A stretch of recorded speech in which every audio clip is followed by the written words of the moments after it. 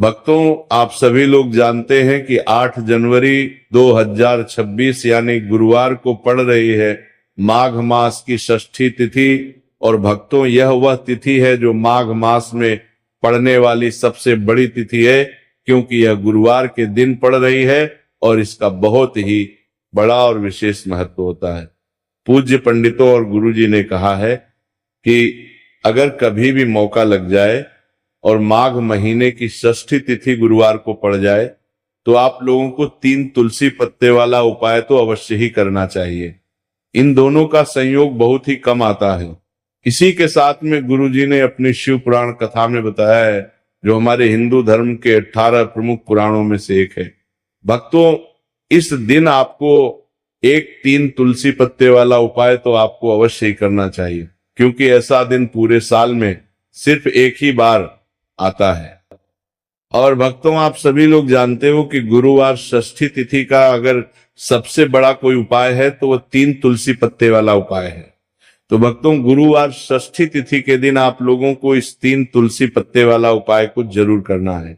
बहुत सारे लोग होंगे जिन लोगों ने इस उपाय को ना किया हो, मतलब पूरा साल निकल गया, उन्होंने किसी भी दिन इस 3 तुलसी पत्ते वाला उपाय को ना किया हो। पर भक्तों, आपके पास एक आखिरी मौका बचा हुआ है, जो कि 8 जनवरी 2026 गुरुवार षष्ठी तिथि के दिन है। इस दिन आप लोगों को इस वाले उपाय को जरूर कर लेना है।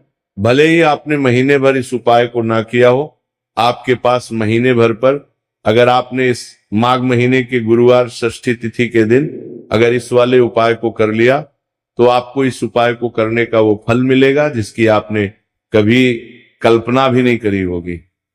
इसीलिए आप लोग इस वाले उपाय को एक बार जरूर कर लेना है, ताकि आप लोगों के हाथ से ये मौका ना जा सके और आपको इस उपाय को करने का फल मिल सके। भक्तों, ये उपाय पंडित जी ने अपनी अभी की ही श्री शिव महापुराण की कथा में बताया है जी। इस उपाय को आज हम आपको बहुत अच्छे से समझाने वाले हैं। इस वीडियो को देखने के बाद इस उपाय को समझने के लिए आपको कोई और वीडियो को देखने की जरूरत नहीं पड़ेगी। तो चलिए भक्तों, उपाय को शुरू करते हैं। देखिए, ये इस माघ महीने के गुरुवार षष्ठी तिथि का दिन ये इतना खास होता है, इतना महत्वपूर्ण होता है।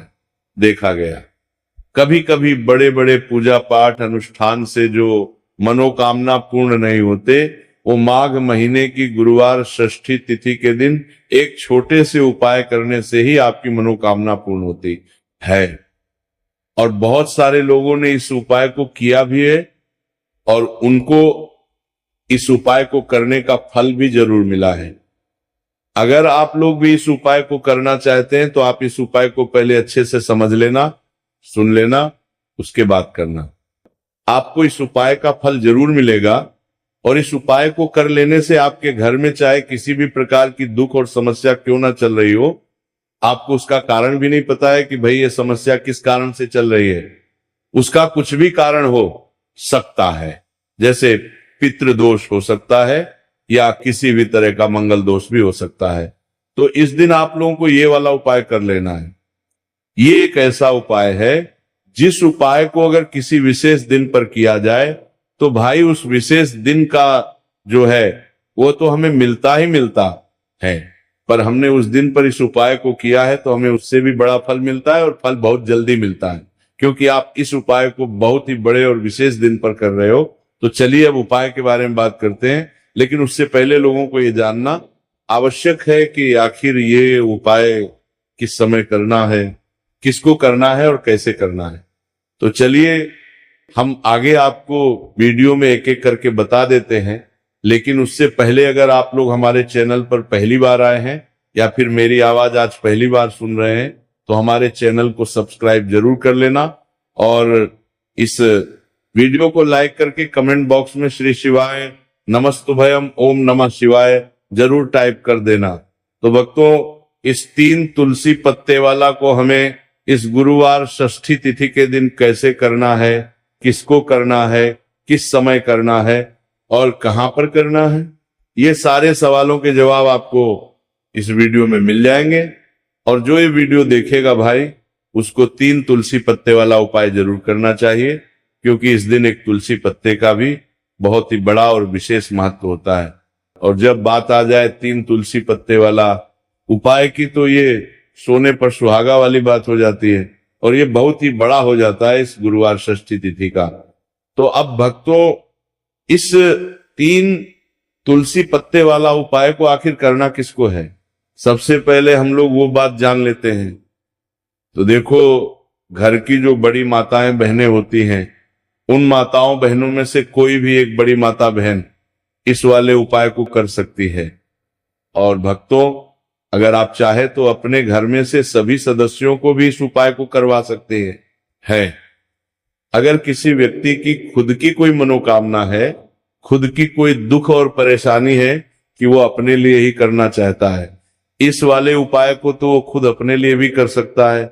बाकी अगर कोई घर में से ऐसा है जो कि अपने पूरे घर परिवार की सुख और शांति के लिए ये वाला उपाय करना चाहता है, तो भाई वो भी कर सकता है, उसमें भी कोई दिक्कत वाली बात नहीं है। कहने का मतलब ये है कि इस उपाय को हर एक सदस्य भी कर सकता है, और पूरे घर परिवार के सदस्य के लिए घर की बड़ी माताओं बहनों में से कोई एक माता बहन भी कर सकती है। माताएं बहन अगर घर में उपस्थित ना हो, या वह इस वाला उपाय ना कर पा रही हो, तो फिर घर का कोई बड़ा सदस्य भी इस 3 तुलसी पत्ते वाला उपाय को कर सकता है, चाहे फिर वो पुरुष ही क्यों ना हो, उसमें कोई भी दिक्कत वाली बात नहीं है। उसके बाद में भक्तों, जो अगला प्रश्न निकल कर आता है वो ये आता है, इस उपाय को लेकर के आखिर इस उपाय को हमें किस समय करना है।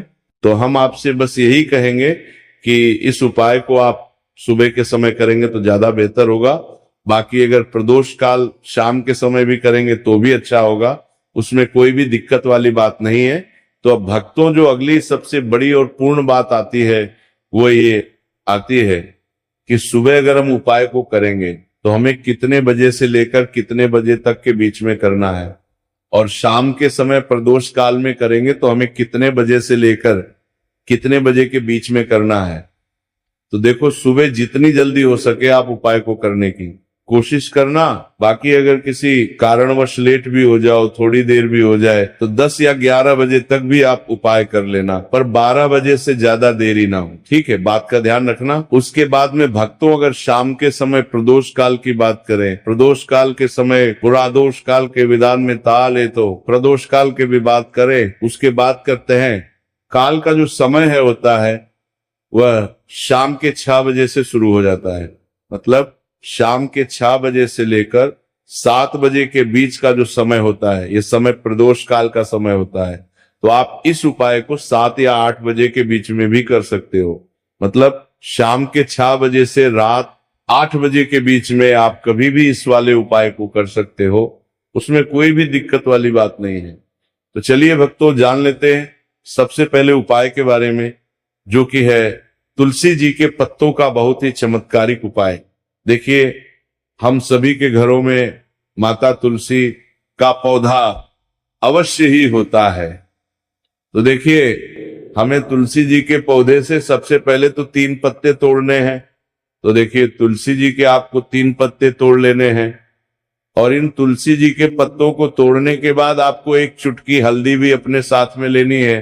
हल्दी के अंदर आपको जल मिलाकर के पेस्ट के रूप में तैयार करना है, और इसी के साथ में आपको एक दीपक भी लेना होगा। दीपक आपका भी ले सकते हैं, आटे का भी ले सकते हैं, और इस दीपक में आपको शुद्ध घी डाल के इसमें आपको लंबी रुखी बाती का प्रयोग करना है। देखिए भक्तों, आपके पास है 3 तुलसी जी के पत्ते। तो पहला जो तुलसी जी का पत्ता है, उस पर आपको सबसे पहले तो जो आपने हल्दी ली है उसकी एक बिंदी लगानी है, और पहला जो तुलसी जी का पत्ता है आपके घर में, भगवान विष्णु का चाहे कोई सा भी स्वरूप हो, चाहे लड्डू को गोपाल जी का स्वरूप हो, या फिर भगवान कृष्ण की आपके मंदिर में प्रतिमा हो, या फिर भगवान श्री राम की प्रतिमाएं, उनके सामने आपको पहला तुलसी जी का पत्ता अर्पित करना है। अब देखिए भक्तों, आपके पास जो 2 तुलसी जी के पत्ते बचे हैं और आपके पास जो एक दीपक है, इन्हें आपको लेकर के पहुंचना है अपने ही घर में तुलसी जी के पौधे के पास में। देखिए, सबसे पहले तो आपके पास जो 2 तुलसी जी के पत्ते हैं उन पर भी आपको हल्दी की एक एक बिंदी लगानी है और उन दोनों ही तुलसी जी के पत्तों को आपको अपने घर में तुलसी जी के पौधे के वहां पर ही अर्पित कर देने हैं। और इस प्रकार से ये दोनों पत्ते भी तुलसी जी के पौधे के पास में अर्पित करने के बाद अंत में जो आपके पास एक लंबी बाती का दीपक है, इसे आपको तुलसी जी के पौधे के पास में ही प्रज्वलित कर देना है। जो भी व्यक्ति अपने ही घर पर गुरुवार षष्ठी तिथि के दिन इस प्रकार से तुलसी जी के 3 पत्तों का यह उपाय कर लेता है तो उसका परिवार हमेशा खुश रहता है। उसके परिवार में कभी भी कोई भी संकट उत्पन्न नहीं होता है और यदि आपके घर में जो भी ग्रह क्लेश है वो भी समाप्त होते हैं। तो इस प्रकार से आपको ये पहला उपाय करना है। अब भक्तों हम जान लेते हैं दूसरे उपाय के बारे में। देखिए, इस उपाय को करने के लिए भी आपको मात्र 1 लोटा शुद्ध जल लेना है तांबे के पात्र के अंदर और इसी के साथ में आपको एक प्यारी सी और सुंदर सी बेलपत्र ले ली है। बेलपत्र है वो कहीं से भी खंडित नहीं होनी चाहिए, इस बात का ध्यान रखना है। और बेलपत्र यदि आपको प्राप्त नहीं हो पाती है तो आप शिवलिंग पर चढ़ी हुई बेलपत्र को पुनः शुद्ध जल से धोकर के उसका उपयोग कर सकते हैं। देखिए, इस उपाय को आप सुबह से लेकर के शाम तक किसी भी समय में कर सकते हैं।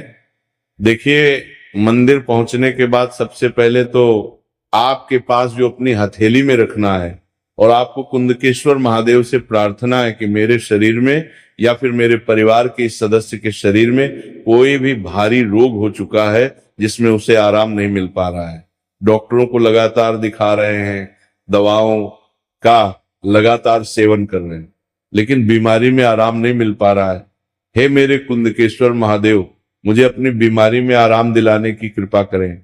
इस प्रकार से आपको कामना करते हुए ये जो एक बेलपत्र है इसे आपको माता अशोक सुंदरी वाले स्थान पर अर्पित करनी है। देखिए, माता अशोक सुंदरी वाले स्थान पर जब भी आप ये बेलपत्र अर्पित करेंगे तो इसकी जो चिकनी साइड है वह शिवलिंग से स्पर्श रहेगी और इसको आपको इस प्रकार समर्पित करना है कि जो इसकी डंडी है वह शिवलिंग की तरफ रहेगी और इसका जो पट्टी वाला भाग है वह जलाधारी की ओर रहेगा।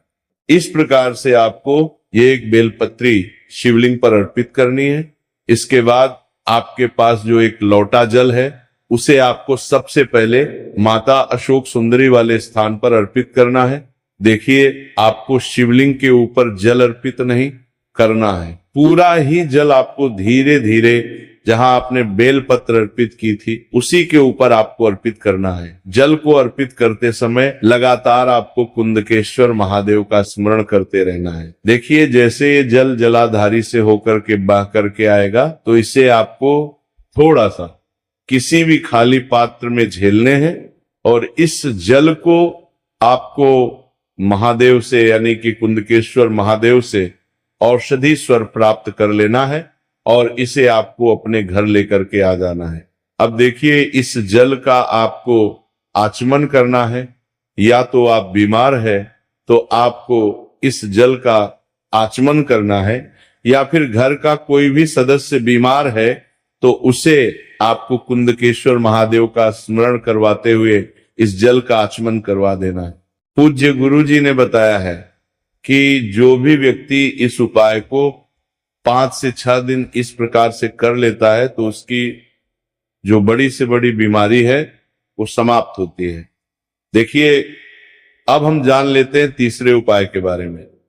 देखिए, ये जो उपाय है विशेषकर उन लोगों को करना चाहिए जो बहुत ही अधिक बीमार पड़ते हैं, यानी कि आपके घर में जितनी भी कमाई होती है वो सभी बीमारी में खर्च हो जाते हैं, या फिर आपके घर में ऐसा कोई भी व्यक्ति है जो बहुत अधिक गुस्सा करता है जिससे बहुत ही अधिक क्लेश आता है, तो उसके लिए भी आप ये उपाय कर सकते हैं।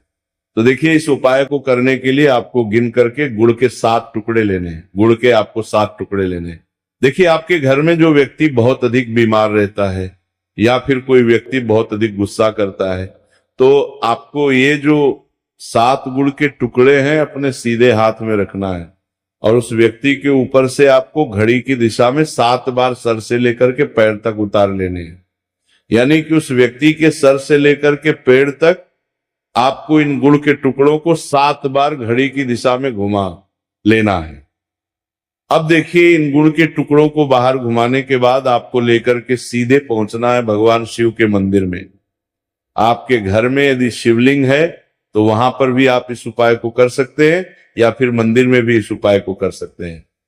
अब देखिए, आपके हाथ में जो 7 गुड़ के टुकड़े थे जिन्हें आप मंदिर लेकर के आए थे, उन्हें आपको शिवलिंग के ऊपर रखना नहीं है, केवल शिवलिंग के ऊपर आपको 7 बार घुमाना है। और जब भी आप ये गुड़ के टुकड़े घुमाएंगे तब आप कल्याण शाबर महादेव का बहुत ही सुंदर सा नाम लेना है।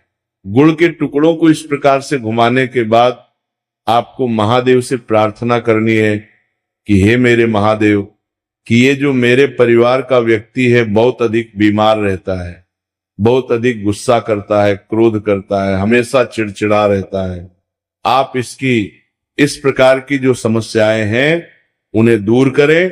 और इसके बाद आपको ये जो गुड़ के टुकड़े हैं 7, इन्हें अपने घर लेकर के आ जाना है और एक एक गुड़ का टुकड़ा आपको प्रतिदिन जो व्यक्ति बीमार है या फिर जो बहुत अधिक गुस्सा करता है उसे खिला देना है। उस व्यक्ति का जो भी क्रोध है, गुस्सा है, वह हमेशा के लिए शांत हो जाएगा। इस प्रकार से आपको ये उपाय करना है। देखिए, गुरुजी ने बताया है कि जो भी व्यक्ति इस उपाय को इस प्रकार से गुरुवार षष्ठी तिथि के दिन या फिर आने वाली पूर्णिमा या फिर एकादशी की तिथि पर कर लेता है तो महादेव और माता रानी की कृपा से उसकी जो भी मनोकामना है वह निश्चित ही परिपूर्ण हो जाती है। तो भक्तों, ये थे पूज्य गुरुजी द्वारा बताए गए कुछ बहुत ही खास उपाय। अगर आपको जानकारी अच्छी लगी हो तो वीडियो लाइक करिएगा।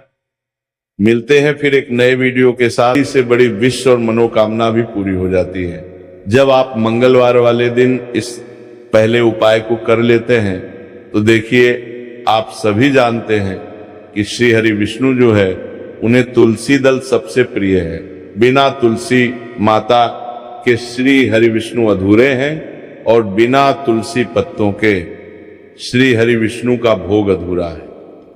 अब श्री हरि विष्णु को प्रसन्न करके आप अपनी किसी भी मनोकामना को पूरा कर सकते हैं, क्योंकि श्री हरि विष्णु प्रसन्न हो गए तो आपकी कोई भी विश और इच्छा मनोकामना अधूरी नहीं रहेगी।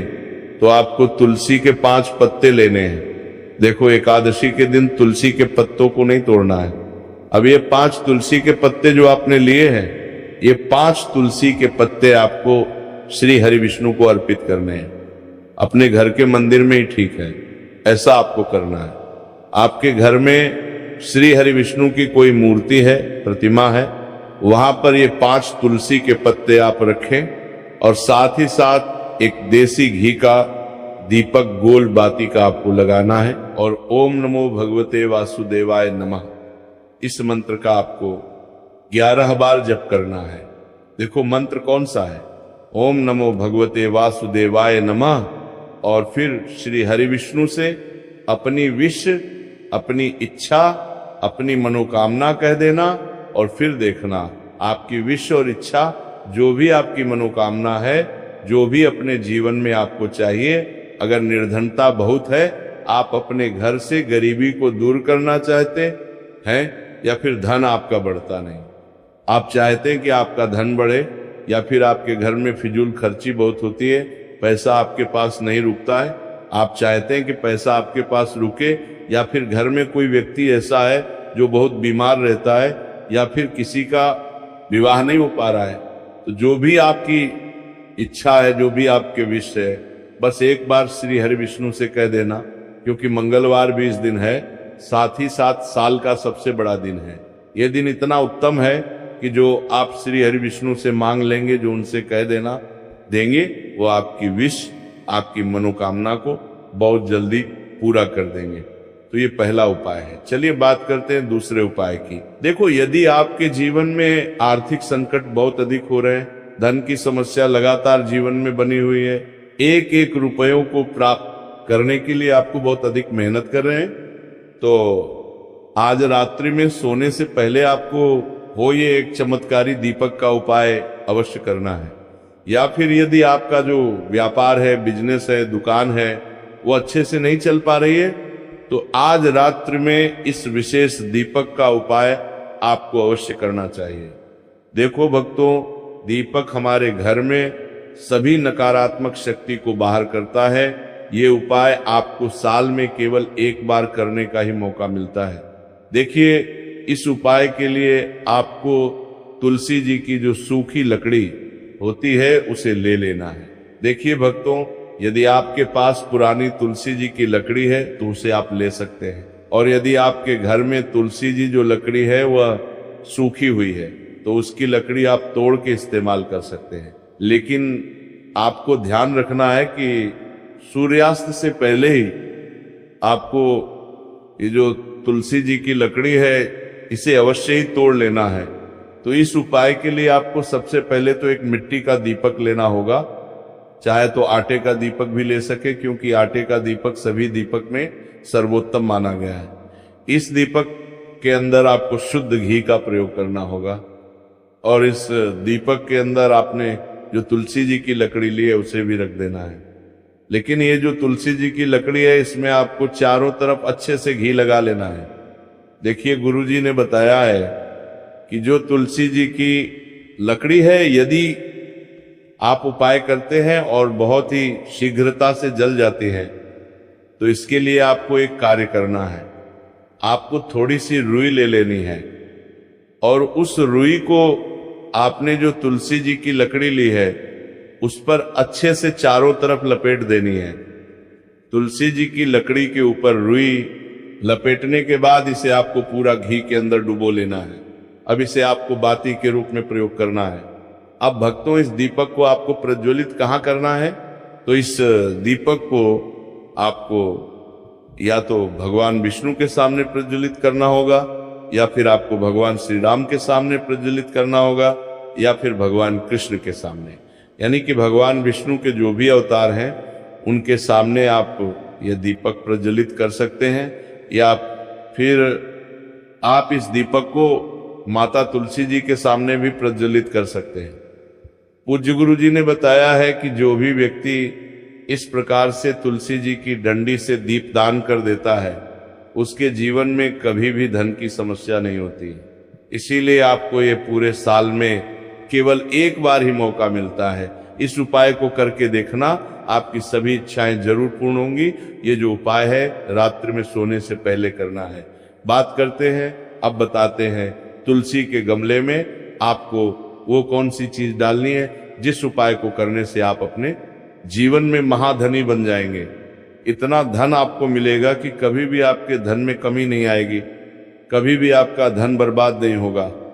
आपके पैसे की बर्बादी बिल्कुल आपके जीवन से रुक जाएगी। और जो लोग कहते हैं कि घर में पैसा तो आता है, पैसा रुकता नहीं है और पैसा बढ़ता नहीं है, वृद्धि नहीं हो रही है, उन्हें भी विशेष ये तीसरा उपाय चौथ वाले दिन जरूर करना चाहिए।